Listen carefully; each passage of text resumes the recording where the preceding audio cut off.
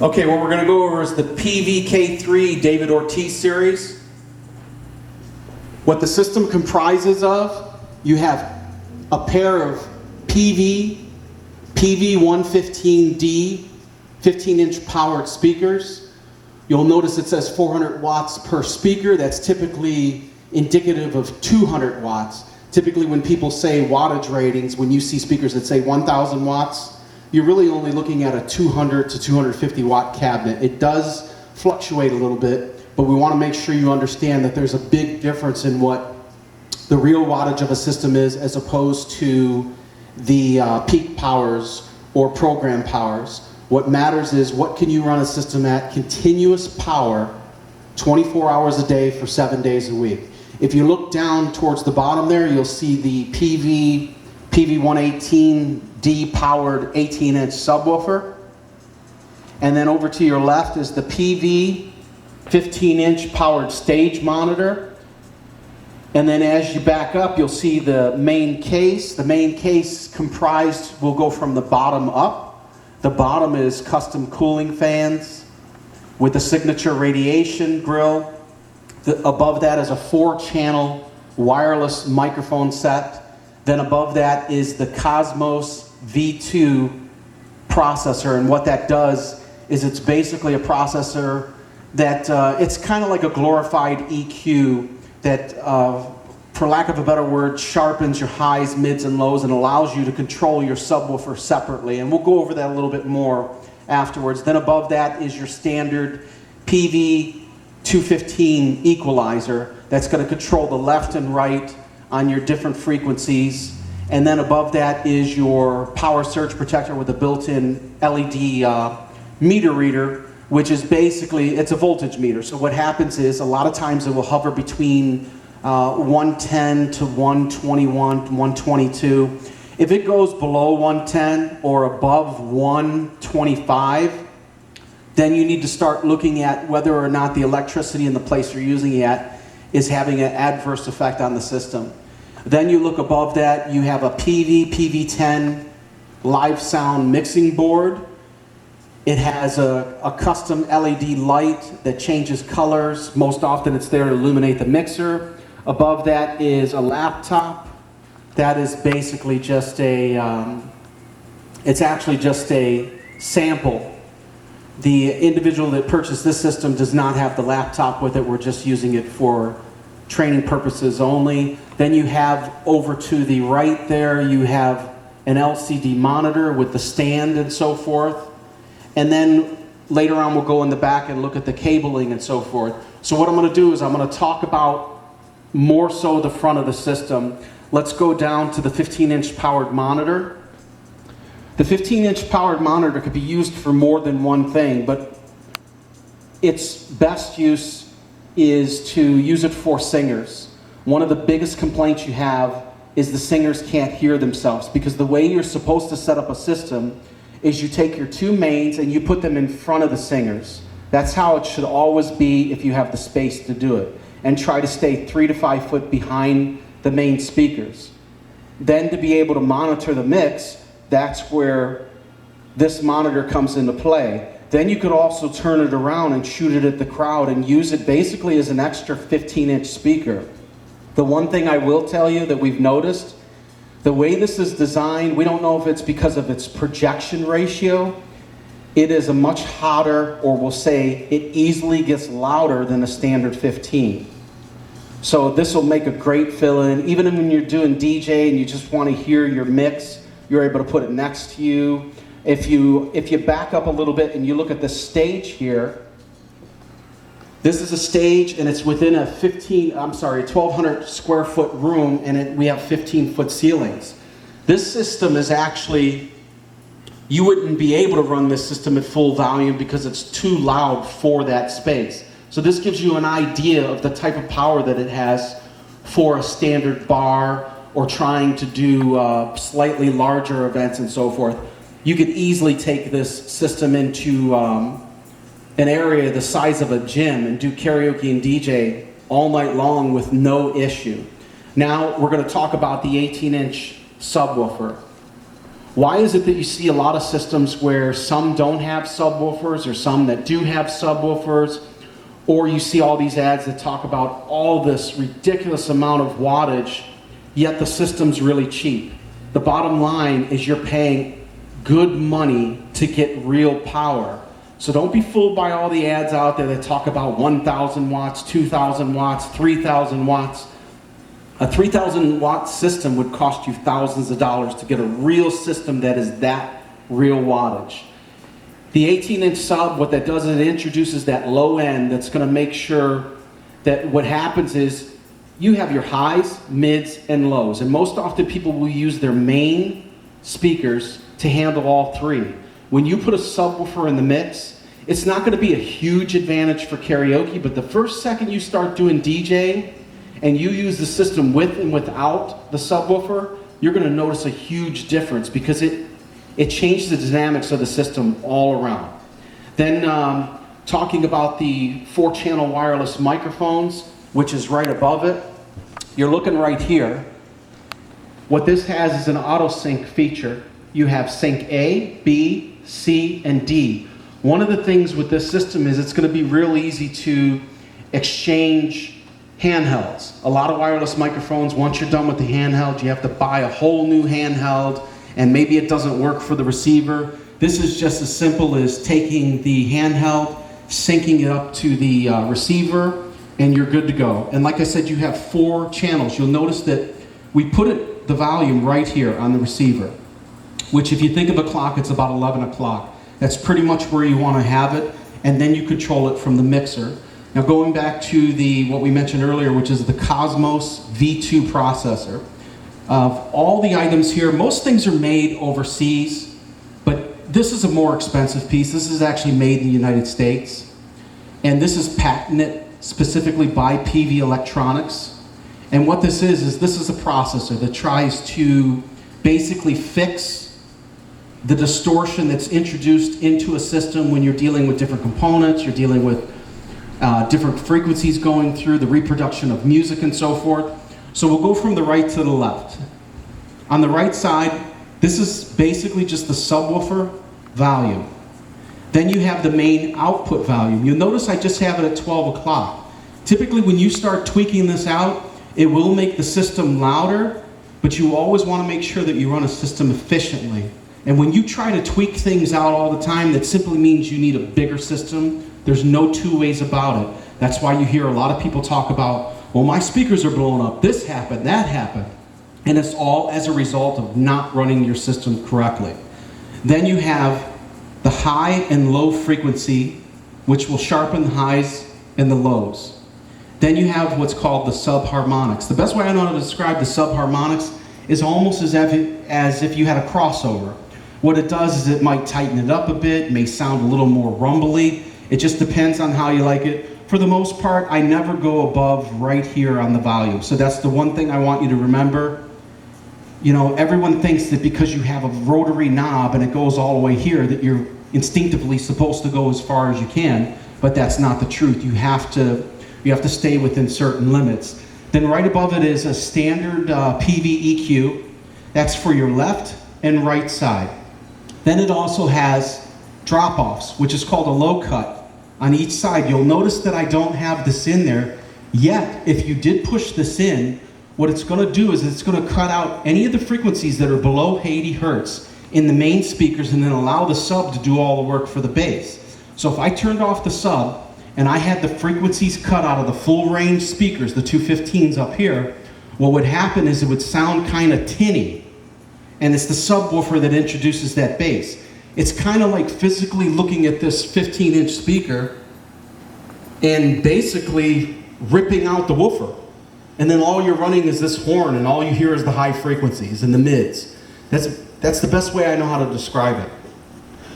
Now, as far as running a mixer, and as far as the EQ, and then you think of a mixer, most of your mixers have highs, mids, lows for the knobs.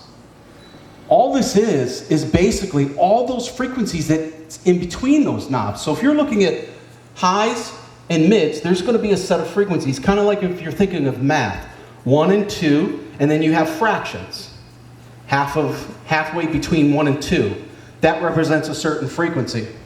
Now, there's a lot of people that tell you to set EQs certain ways. One of the easiest ways to do it without making it complicated is basically to put this all at 0. And then what you do is you play different music and you start bringing up each level and listening to it. Have someone sit in the middle of the room, listen to it, tweak it out till you believe that it sounds really good. Now, when you're singing, you're going to want what's called brighter vocals. So your mids are going to be increased. Then when you're playing music, sometimes you'll want the mids to be a little bit further down so that it lessens the chance of it having that muddied effect.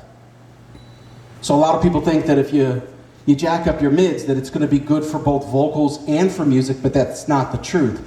Because when you go up to the mixer here, you'll notice, we're going to start going over the mixer, okay? You'll notice the highs, mids, and lows. You'll also notice that we have the gain structure different. This is the gain structure, and then this is your master volume, okay? Because you have powered speakers, that's actually the #1 volume knob. The master volume of the entire system is the powered speakers themselves. They have knobs on the back that we'll go over. Then this is the secondary position, and you'll see how it shows 0? Most often you'll put it right at 0. And that's a good spot. But let's say you're in a small place, you really don't want it that loud, and you just want to bring it down and so forth. You could do that as well. And then here's the individual gains for each channel. Once you know one channel, you basically know them all. So don't let any of this confuse you. You concentrate on this, you understand it, then every one of these channels are basically the same. So here's the next set of volumes that are going to control each channel. And these are called your gain knobs. You'll notice these two is for media players, laptop, whatever you're using with RCA, and I'll bring this back a little bit. You'll notice that you're able to use the inputs, whether it be 1/4 inch or RCA, and then you press the button here, whether you're using A or B. So you could potentially have 4 different devices hooked up here and switch back and forth. Going back to the gains, you'll notice that the gain on the music is actually higher than the microphones. Microphones are going to be much more sensitive, so that's why you have them further down. And you could gauge them. I've seen people put them up a little bit higher, and one of the ways to actually try that, and in fact, I'll go ahead and try it right now. Check 1, 2. Now really, I can't hear anything. Check 1, 2. See how it has the signal? Check 1, 2, check, check, check. See how it went into the clip?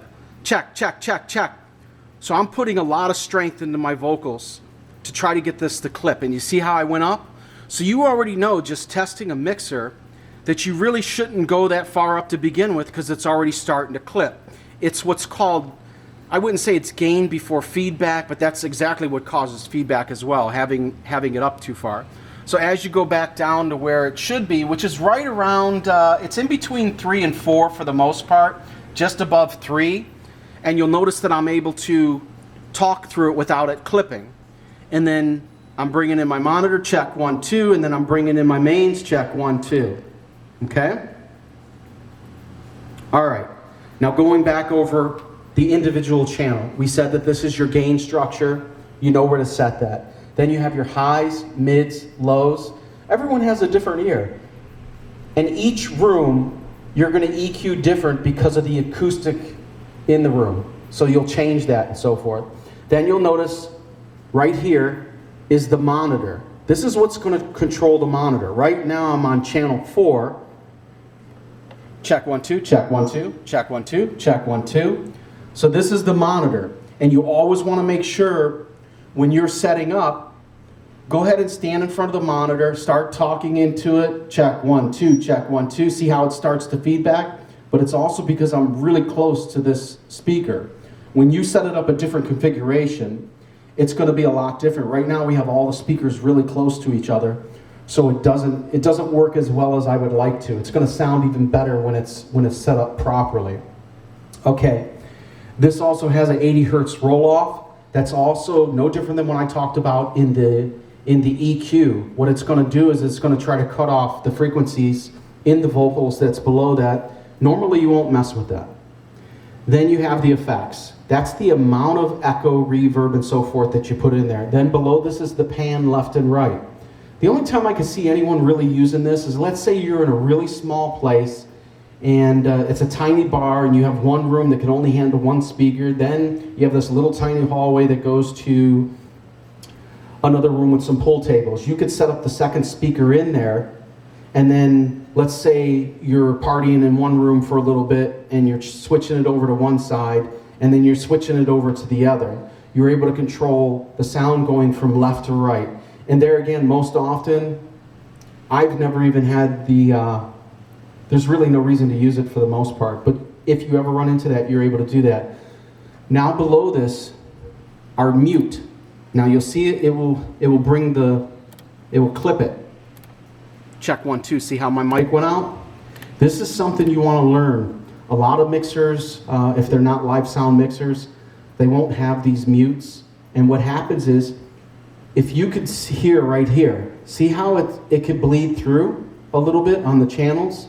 So if I had one singer, okay, and most often you have one singer, it's going to be on channel 1 anyways. But in this case, I'm using channel 4 for a headset that I'm wearing. So when you're utilizing one, just start getting into the habit of muting the other ones. And you'll find that that helps out a lot. And that's also another reason why a lot of professional singers will have corded microphones that do not have switches. I know a lot of people in karaoke think, well, I need the switch. You actually don't, because a lot of people will turn the microphone on and off.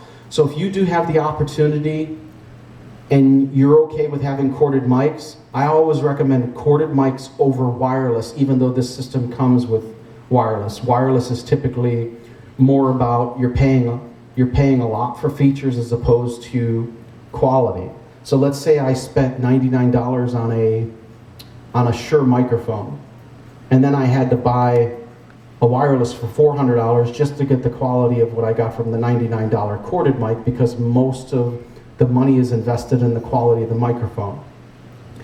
Okay, now you'll notice that I have these clipped as well, because I'm not using 5 and 6, but if you hook up anything, even this right here, you'll notice that we're using XLR mics. Then it also has a 1/4 inch, which does the same thing. So these two inputs are identical to each other, just a different hookup. So let's say you have a cheaper corded microphone and it just has a 1/4 inch plug. Plug it in there, now you're using channel 5. Then below this is line inputs. So let's say you wanted to hook up a guitar and a keyboard. Now you could jam on those two channels, or take out these, hook up the line, and put other instruments and so forth on it. Now I'm going to go back over to the right side here. You have tape in and tape out. That's basically a recorder. You'll also see that down here it has the tape mix and control. And then below this is your echo station. You'll notice that I basically have it up here, and we call that zeroing it out. When you typically have a mixer and all these are straight up and down, that's zeroing out a board. Kind of like looking at that EQ and having that all in the middle. So we have it right here, and then these are different rooms that you could go in, and these are basically like time delays.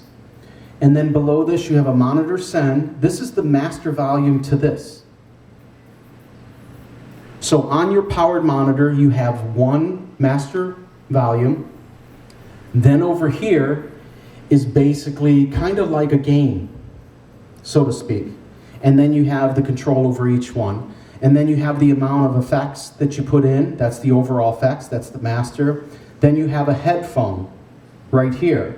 So you basically could plug in a headphone up here and then listen to the mix that way. Now looking at the top of this mixer, you have what's called your left and right mix out. Now, in part 2, I'll go over where all these cables are traveling to, what they're connected to, so it makes it a lot easier to put it together in the event that you take it apart. Right here is the main cable to your monitor. You'll notice that it says Mon Send, so monitor send. This is going out to that powered monitor. This is a dual RCA that's going to a standard 1/8 inch plug that's going into the laptop up here. And typically you put it in the headphone jack.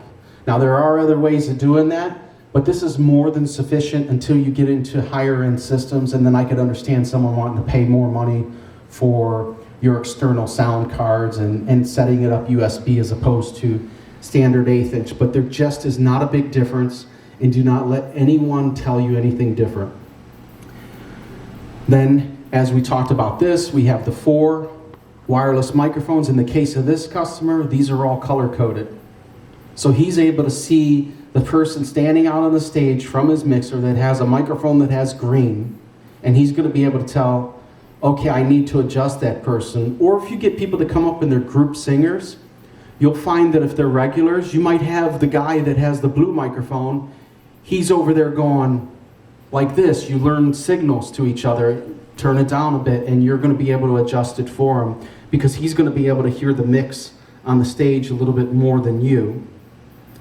Now, that's pretty much the whole system. There are other things. I'm going to go over the hookups and so forth. But one of the things I do want to go over as far as the speakers, what is critical. When you look at this mixer, this has green, yellow, and red. No different than, it's universal. Green is you're okay. You get into the yellow, that's basically warning you you're doing something wrong. Now it's okay if you have a heavy bass note and you're popping into the yellow just for a millisecond, or even the red, but in this case, this is a very efficient live sound mixer. It's actually one of the better ones considering the price and so forth. And you don't want to be in the red. So as you're playing the music, and what I'm going to do is play the music, it's probably going to completely distort the sound because a camera microphone cannot handle the amount of sound that comes through the system. So let's go ahead and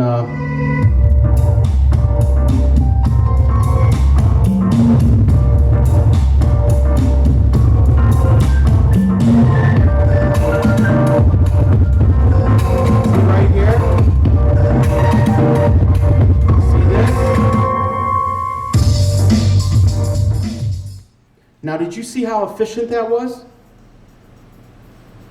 But here's the trick.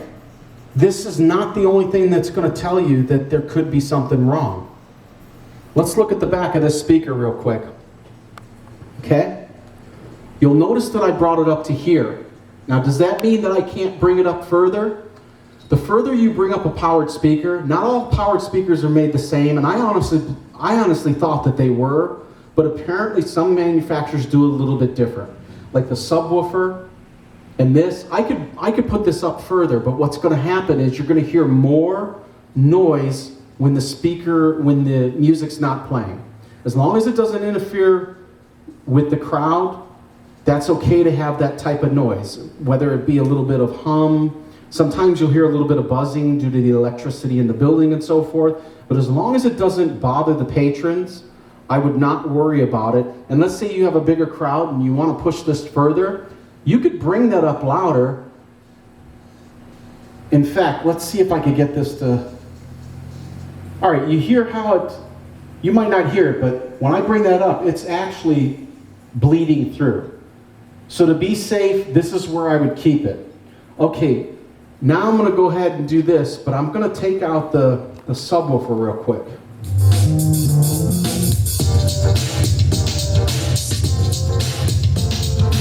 Okay.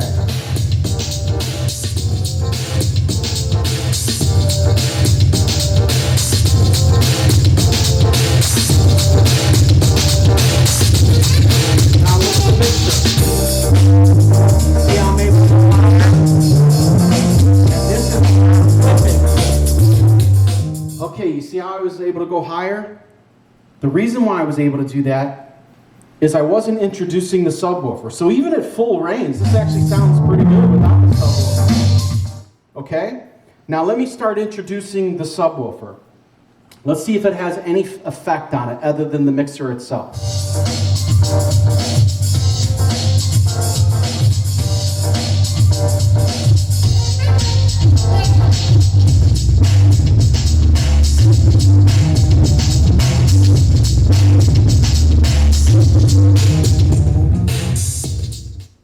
Okay, so you'll notice at higher volumes, your 15s are going to be fine because they're a full range speaker. But the one thing a lot of people don't understand is bass takes up the most energy. So I guarantee it, the back of this sub, you have to look at it and make sure it's not popping in the red because you don't want to stress it out. And if you do, add another subwoofer. That's all it simply means. So you're not only watching these, you're also watching your lights on the back of each of these speakers. Now another thing, when you're running this system, as you're playing music, this is your main for the music. And you're controlling your subwoofer down here. Okay? So your mains, bringing in your subwoofer, and then here's your monitor. I'll go ahead and bring in the monitor first. So I'm starting to play music through the monitor. Now remember, a monitor is not going to sound as good as your mains, but it will get pretty loud. You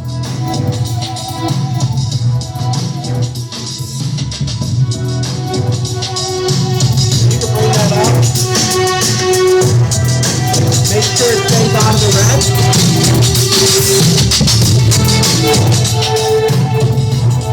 Now there again, that's just the monitor. Now one of the things I'll tell you, if you're not doing any karaoke, you want to turn this around and utilize it for DJ, you can turn this up further. You just want to make sure there's no microphones near that powered monitor.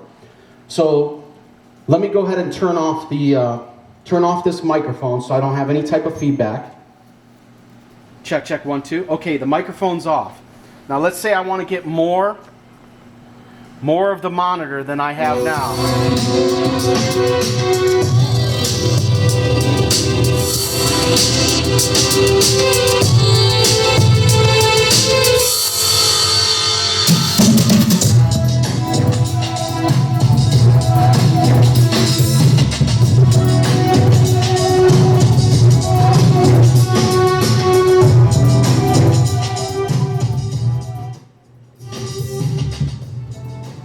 Now you see how,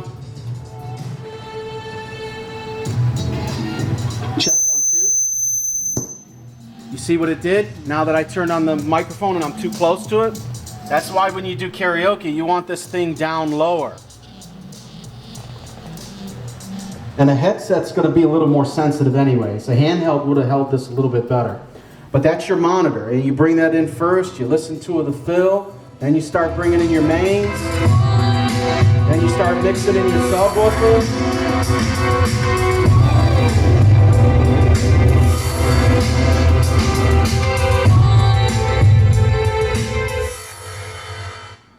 So I just turned off the monitor, the mains, and I don't want the sub coming through. The reason why you're not hearing the sub right now is because it's on the main channel. You would hear it if I brought this up. The one thing I want to tell you is stay below 6. If you have a need to go further than that, then you're talking about something different. But let me do something. I'm going to take these speakers. I'm going to put this up max. I'm probably going to have an issue with the microphone because it's going to get even more sensitive. But let me go ahead and put it out like this. Let me start bringing in the music again. You hear how even on minus 20 dB on this, that the system sounds even louder? Because what I'm doing is I'm asking the amplifiers to do more work. So let's listen to it.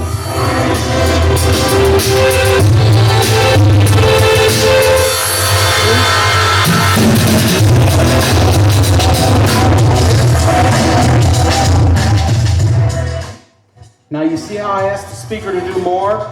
And you gotta watch to make sure you don't clip it. That's one of the things I want you to remember with this. So like I said, comfortable, I'm gonna wanna keep this right around 9 o'clock. That's where I want it. And then you'll also notice that this is a contour button. That's basically like an EQ boost. And then you'll also notice that this has a link out. So that means you could go to another set of these speakers. And believe it or not, this amplifier is made to link this into another 15-inch passive speaker that's about 200 watts continuous power, and it will power it.